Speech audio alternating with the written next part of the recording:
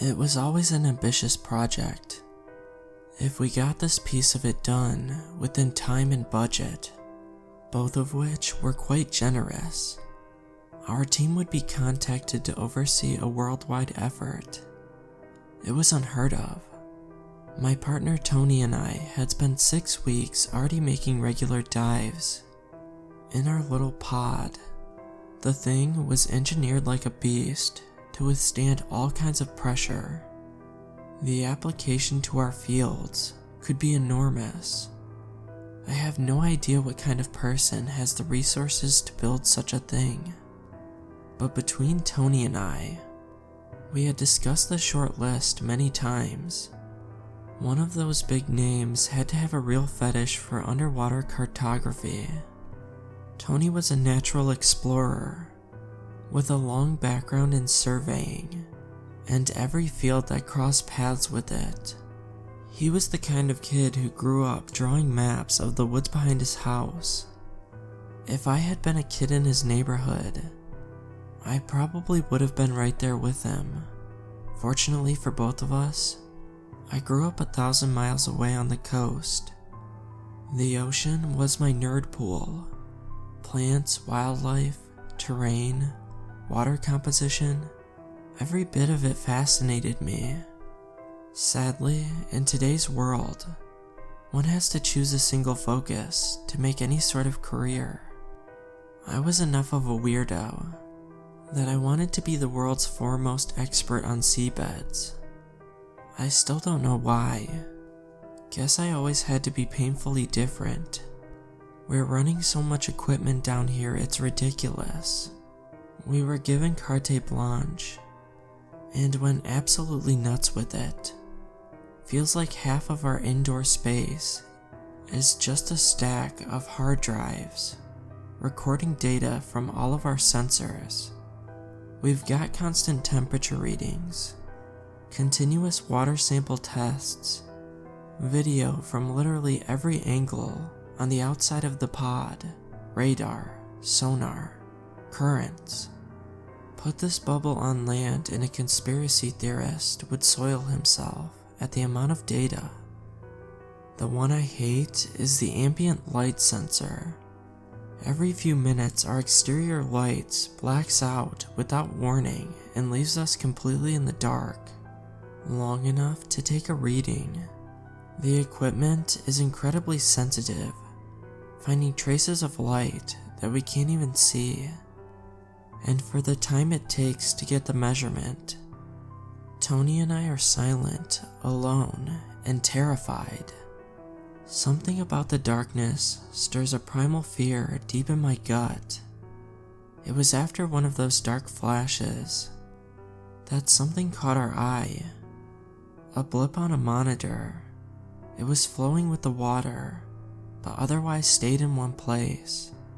Even the sleeping sharks tended to drift. We turned the window side of the pod in that direction and went in for a closer look. Chills went down my spine when I recognized the shape.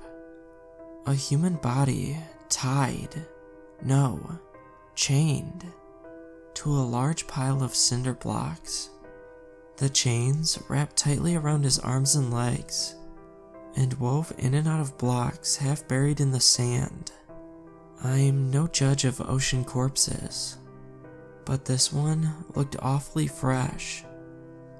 Who would sail this far out? I began. Right then, we plunged into darkness. I gripped my armrest tightly, feeling sweat bead on my upper lip. I wanted to look away, terrified of what might be leering through the window at us, when the lights came back on. Nothing changed, of course. The body was still dead and swaying in the current, 30 feet away. Tony let out a breath, and I realized he was as shaken as I was. We shared a chuckle. I reckon we're gonna have to let somebody know about this, he commented. What would they do? Dunno, but the video proves that we have nothing to do with it, so there's no reason not to. Should we give them coordinates or... Tony shrugged. He was just opening his mouth when he peered through the window with confusion on his face. The body's eyes were open now. It seemed to be a trick of the current, but for a second, I would swear they were moving. Then, they locked onto us with an undeniable focus. The young man in chains started writhing, trying to kick and pull and do anything to free himself. "He's alive!" Tony swore loudly and grabbed the controls. I sank back in my chair, even more terrified than I already was.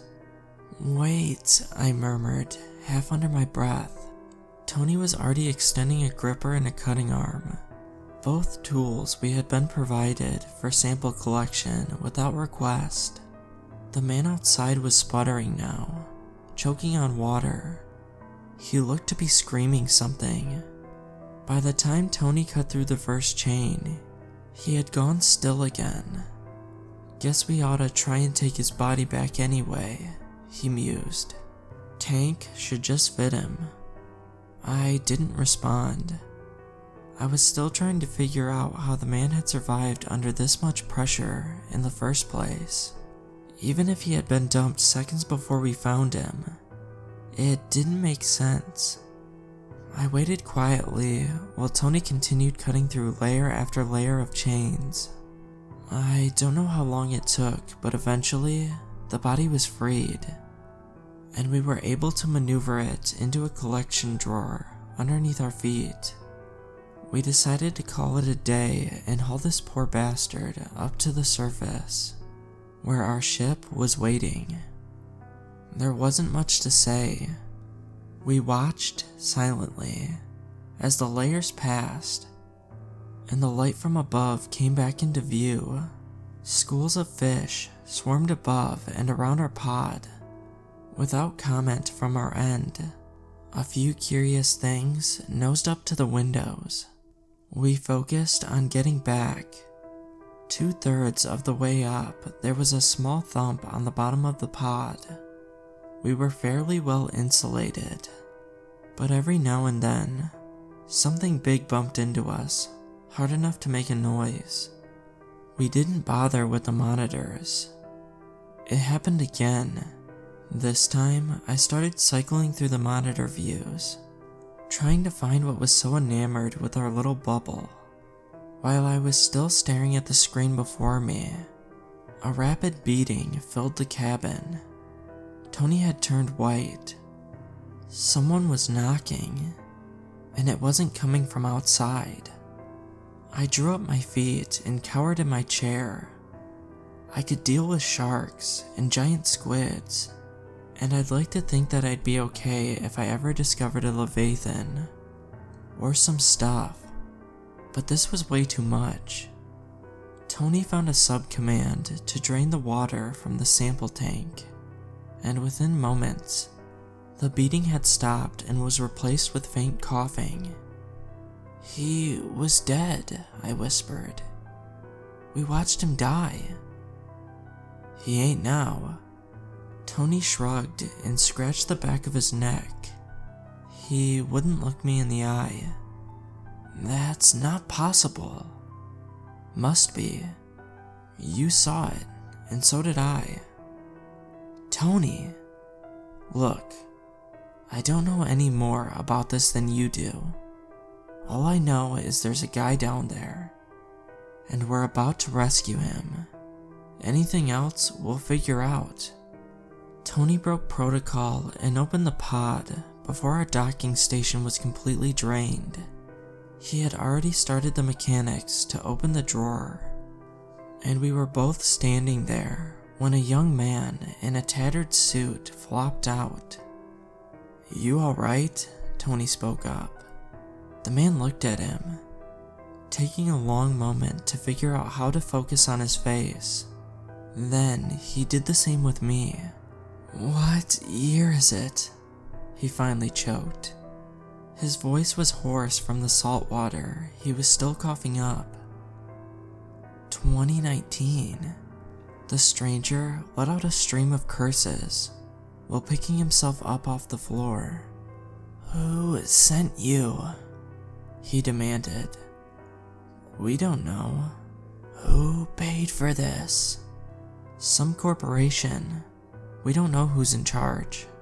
Tony explained calmly. Can I get you anything? I cut in impulsively. Food, dry clothes, a doctor? No doctors, the man snapped. He paced in a circle. Tony and I were at a loss. You get paid for this, right? Of course. So, what name is on the check? I thought back to the direct deposit information. Discordia Inc. He stopped pacing and looked me in the eyes. That's the first good news I've heard in 87 years.